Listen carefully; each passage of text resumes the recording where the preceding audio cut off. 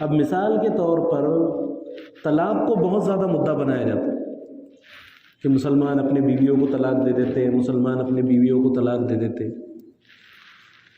تو پھر سب سے پہلے سوال یہ پیدا ہوتا ہے کہ بھائی جب طلاق اتنی بری چیز ہے تو پھر وہ سنویدھان میں کیوں ہے؟ پھر ہندوستان کے قانون میں کیوں؟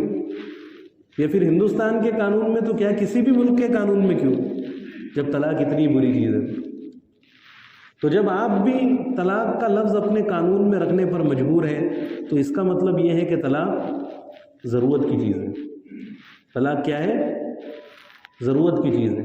اور اگر حقیقت کو جانچا جائے، حقائق کو دیکھا جائے تو یہ پتہ چلتا ہے کہ مسلمانوں سے زیادہ غیر مسلموں میں طلاق کا ریشو زیادہ ہے، غیر مسلموں میں طلاقوں کے واقعات زیادہ ہیں مسلمانوں سے زیادہ۔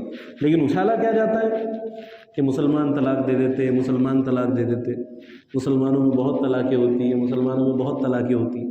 چلا چلا کر جھوٹ کو اتنا بولا جاتا ہے، اتنا اچھالا جاتا ہے کہ لوگ سچ سمجھنا شروع کر دیتے، حالانکہ ایسا معاملہ نہیں ہے۔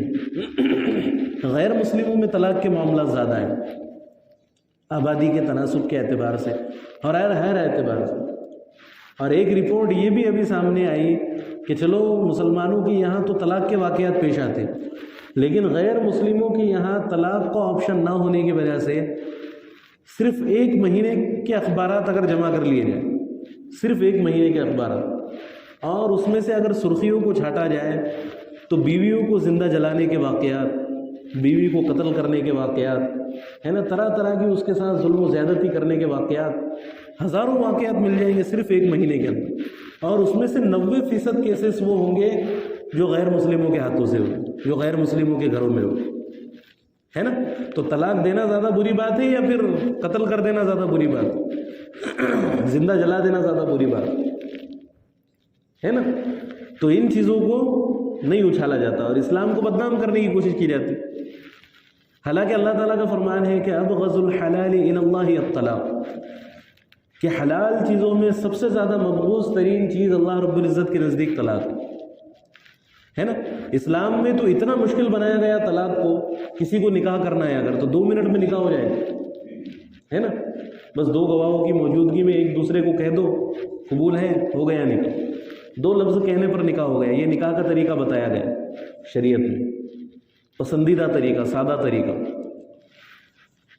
اور طلاق کو کتنا مشکل بنایا گیا شریعت کے اندر کہ سب سے پہلے تو یہ ہے کہ جب میاں بیوی کے درمیان جھگڑا ہو تو وہ آپس میں صلح کی کوشش کریں، ہے نا۔ کچھ لوگ لڑکی والوں کی طرف سے، کچھ لوگ لڑکے والوں کی طرف سے، اور آپس میں معاملے کو نبھانے کی کوشش کریں، بنانے کی کوشش کریں۔ اس کے بعد بھی اگر بات نہ بنے، طلاق دینے ہی کی نوبت آئے تو پھر شوہر کو حکم ہے کہ 1 طلاق دے، ہے نا، 1 طلاق دے، اور وہ بھی ایسی طہر میں کہ جس میں بیوی سے صحبت نہ ہوئی ہو، ایسی طہر میں طلاق دے۔ طہر کہتے ہیں بیوی کے پاکیزہ ایام کو۔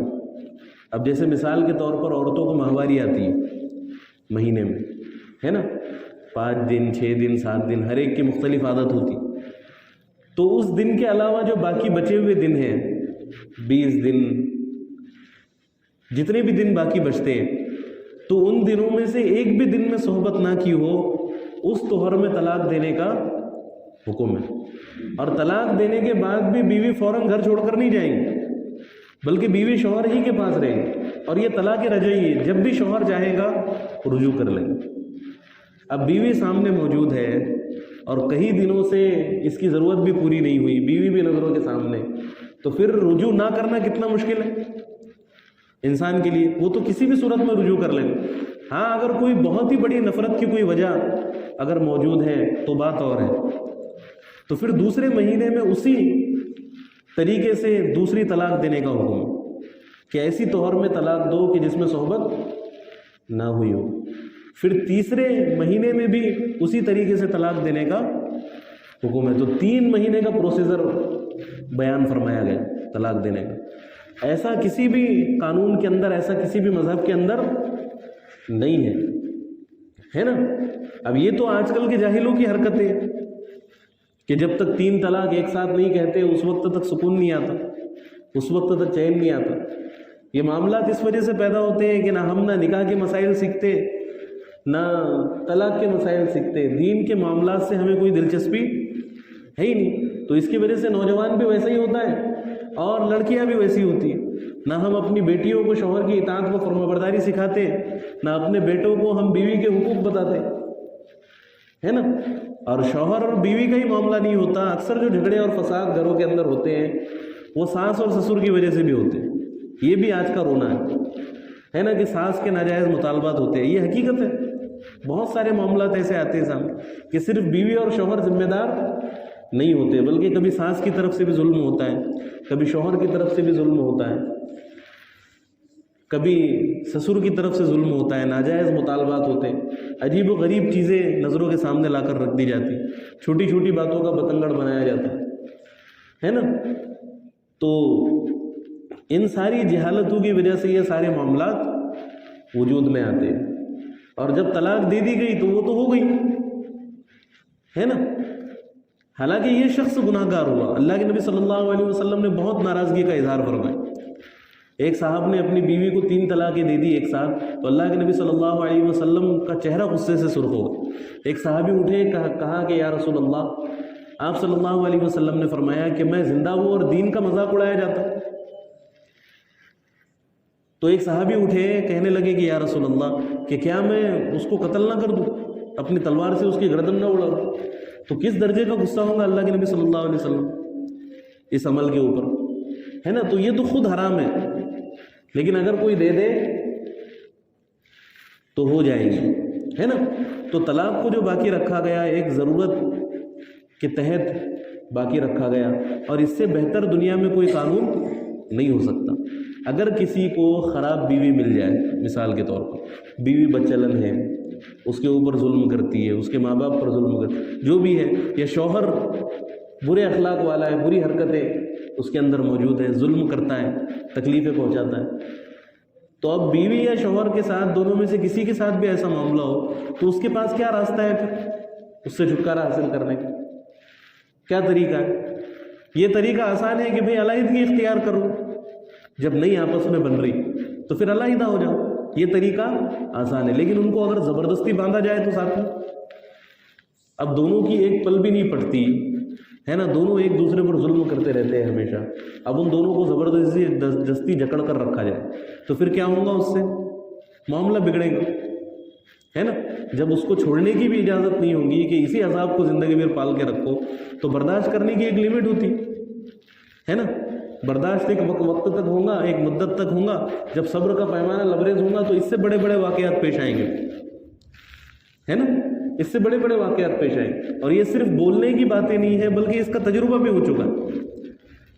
اب جن ملکوں کے اندر طلاق کو مشکل بنا دیا گیا، مشکل قرار دے دیا گیا، جن ملکوں میں، تو وہاں کے حالات دیکھ، جیسے یورپ کے اندر اتنا مشکل بنایا گیا طلاق کو کہ اگر کوئی شخص طلاق دے تو اسے اپنی آدھی پراپرٹی اپنی بیوی کے نام پر کرنی پڑتی، آدھی پراپرٹی بیوی کو دینی پڑتی۔ تو اب اس کے اثرات کیا پڑے؟ اس کے اثرات یہ نہیں پڑے کہ طلاق کے واقعات کم ہو گئے، اس کے اثرات یہ پڑے کہ بیویوں کو قتل کرنے کے واقعات بڑھ گئے۔ لوگ سوچنے لگے کہ بھئی طلاق دوں، یہ کیس کر دیں گے، میری آدھی پراپرٹی چلے جائیں گے، اس سے اچھا کاٹ پیٹ کر کہیں پر دفن کر دوں، ہے نا، کسی کو پتہ بھی نہیں چلے گا، بھلے ہی بعد میں پکڑا جائے، لیکن پلاننگ تو یہی ہوتی ہے نا۔ اس طرح کے واقعات بڑھ گئے۔ اور دوسرا نقصان اس کا یہ ہوا کہ لوگوں نے شادیاں کرنا چھوڑ دی۔ لوگ کہنے لگے بھائی کبھی خراب نکل گئی تو یہ تو زندگی کا عذاب، لوگ شادیوں سے ڈرنے لگے کہ کون شادی کرے پھر، ہے نا، جب اتنی بڑی مصیبت ہے، اگر خراب نکل گئی، راستہ ہی نہیں ہے زندگی پر چھٹکارا پانے، اگر چھوڑیں گے تو سڑک پر آ جائے، تو شادیاں ہی کیوں کرنا ہے نا، زناکاری کر کے کام چلا لو، گرل فرینڈ بوائے فرینڈ بنا کر کام چلا لو، ہے نا، کیا ضرورت؟ تو ایسا معاشرہ بن گیا کہ 50 سال کے، 60 سال کے بوڑھے بھی شادی کرنے کے لیے تیار نہیں ہے، لوگ نکاحوں سے دور بھاگ رہے ہیں، ہے نا۔ اور اس میں نقصان کس کا ہے؟ مردوں کا نہیں ہے نقصان، بلکہ عورتوں کا نقصان، مردوں کا بھی ہے لیکن کم نقصان ہے، عورتوں کا نقصان اس میں زیادہ ہے، کیونکہ جب تک عورتیں جوان رہیں گی تو جو ان کے چاہنے والے ہیں، جو ان کے عاشق ہیں، فائدہ اٹھاتے رہیں گے، جان نچھاور کرتے رہیں گے, خرچ چلاتے رہیں گے, لیکن جیسے ہی بوڑھی ہوئی تو پھر کوئی پرسان حال نہیں ہوگا. لیکن اگر شادی شدہ زندگی گزاریں گی عورت, ہے نا, شادی شدہ زندگی ہوں گی, اس کی اولاد ہوں گی, اس کے بچے ہوں گے, اس کے پوتے ہوں گے, تو یہ بوڑھی بھی ہو جائے, یہ بستر پر پیشاب پاخانہ کر رہی ہو, تو بھی ان پوتوں اور نوازوں کے دل میں اس کی قدر و قیمت ہوگی, تو بھی وہ اس کو سڑک پر لے جا کر نہیں پھینکیں گے, تو بھی وہ اس کو حقارت کی نظر سے نہیں دیکھیں گے, اگر پورا جسم اس کا جھریوں سے بھر جائے پھر بھی, ہے نا. تو اس میں عورت کا فائدہ ہے, فائدہ زیادہ ہے, اور عورت ہی کی زیادہ اس میں ضرورت ہے. لیکن یہ الٹے سیدھے قوانین بنا کر نقصان کس کا ہوا؟ عورت کا نقصان ہوا. آج یورپ کے اندر عورتیں ترس رہی ہیں ان چیزوں کے لیے. بوڑھی عورتیں کتوں کے ساتھ اپنی زندگی بسر کر کہ کتوں کے علاوہ کوئی ان کا پرسان حال نہیں ہے, کیونکہ اولاد تو ہے ہی نہیں, ہے نا. کتوں کے حوالے سے زندگی بسر کر رہی ہے, بڑھیاں بڈھے پال کر زندگی بسر کر رہی ہے کہ کوئی ان کے ساتھ بیٹھنے کے لیے تیار ہو. بلکہ وہاں تو ایک سروس یہ بھی چلتی ہے کہ جیسے ہم آرڈر دے کر بلاتے ہیں کوئی چیز, تو وہاں پر ایک سروس یہ بھی چلتی ہے کہ لوگ بندے کو کرائے پر ہائر کرتے, کسی انسان کو کرایہ دیتے ہیں کہ میرے ساتھ 1-2 گھنٹے بیٹھ, میرے ساتھ 1-2 گھنٹے بیٹھ کر گپ شپ کر, وقت بتا, ہے نا. بوڑھے بوڑھے جو لوگ ہوتے ہیں ان کا یہ معاملہ. تو ایسے معاملات بن چکے.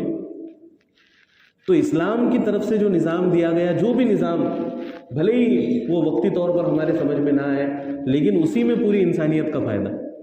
اس سے اگر ہٹیں گے تو نقصانات ہی نقصانات ہیں, نقصانات کے علاوہ کچھ بھی نہیں ہے. انسان تو اپنے ذاتی فائدے کو دیکھ کر قانون بنائے.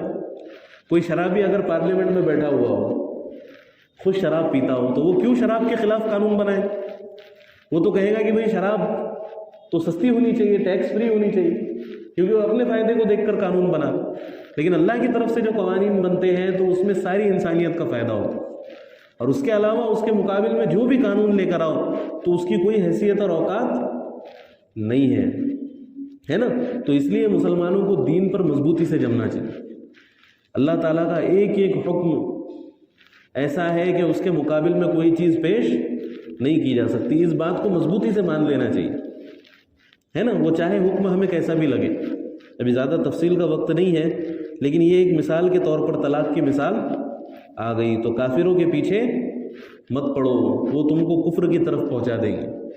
تمہارا ماحول, تمہارا ذہن بھی کافرانہ بنا دیں گے, تمہارے اعمال و خیالات بھی کافرانہ ہو جائیں گے. ان کی باتوں کو سنو گے, ان کی باتوں کو سنو اور لاحول پڑھو, ہے نا, کہ ہم ذرہ برابر بھی تمہاری بات پر یقین نہیں کرتے. اسلام سے خوبصورت کوئی مذہب نہیں ہو سکتا.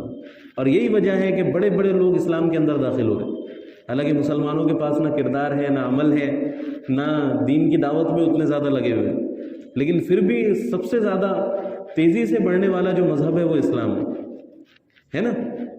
اس میں اللہ رب العزت نے اتنا حسن اور اتنی دلکشی رکھی ہے.